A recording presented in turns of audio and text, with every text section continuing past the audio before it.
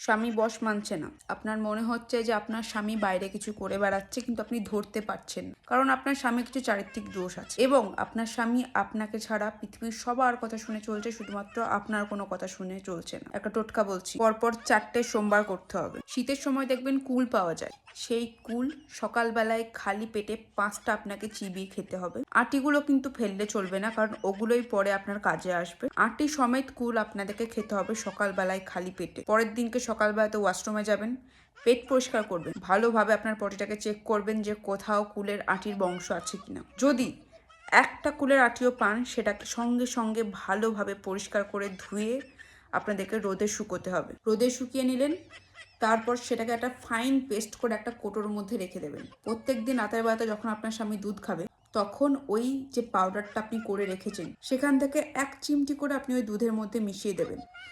দেখবেন আপনার স্বামী একদম আপনার আঁচলে বাঁধা পড়ে যাবে, কোনো দিকে আর তাকাবে না, অন্য কোনো মেয়ের দিকে তাকাবে না, অন্য কোনো স্ত্রীর দিকে তাকাবে না, একদম আপনার আঁচলের তলায় চলে আসবে আপনার স্বামী। পরপর 4টে সোমবার করে দেখুন, তারপরে আমাকে কমেন্ট করে জানাবেন জামা টোটকাতে আপনি কাজ পেয়েছেন কি পাননি।